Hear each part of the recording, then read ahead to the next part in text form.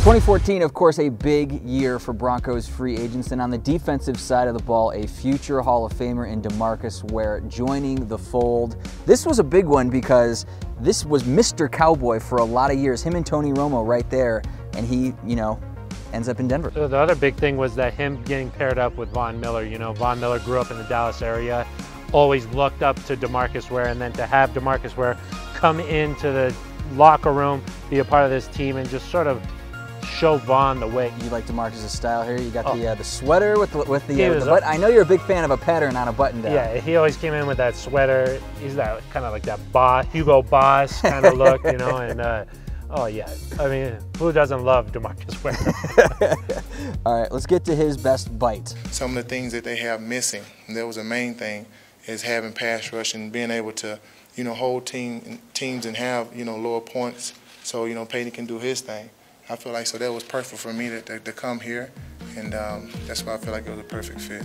That could have been our predicting the future bite, because that was really the recipe for success for the Broncos, especially in 2015. The offense would get out to a bit of a lead, and the defense in the second half would just shut teams down. Yeah, coming in, well, that offseason where Ware came in, the idea was, hey, the offense is putting up Star Wars numbers. So if you bring in some defensive pieces, put it together, it's sort of like a super team. The pass rush was so critical, and even Ware had a huge game in the Super Bowl. Everybody talks about Von's game in the Super Bowl. Ware was getting after Cam all game long. Awesome. Also in the AFC Championship game too against Brady. Do you feel like he found a kindred spirit in Peyton Manning? Two guys who had been with two teams, two iconic franchises, were the stalwarts for their groups, and then they move on. Well, they really bonded that 2015 season when they were both hurt.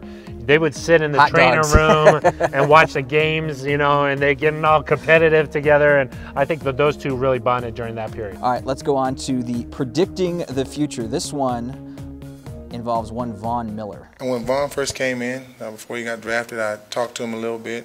I've been mentoring him, and being able now to have an opportunity to play with him is a whole different thing. I've been in the same locker room with him, being able to teach us some things, and I'm looking forward for that opportunity. What do you think his impact was on Von Miller? Is Von Miller the same player today without DeMarcus Ware? No, I mean, there's no way, even just from the leadership standpoint. But like I kind of mentioned it before, Von was sort of at a turning point in his career, and DeMarcus really got him on the straight and narrow, and just even like things as simple as like how to eat, how to train, all of those little details that make a great player or a good player into a great player. That's everything that Ware taught Von. I'm not sure if Von has quite the same personality as DeMarcus. He's a little more goofy, a little more like playful, even though DeMarcus was sort of silly. I mean, he was a little bit silly, but not in the same way as Von. He won the onesie up on the podium. Yeah, exactly. I mean, he's got a silly personality, but not the same way as Von. But I do think that there's things that Von tries to emulate from Ware in terms of leadership, for sure. One of the best moments for me in 2015 was seeing him hold up that ring at the ring ceremony with all of his family there.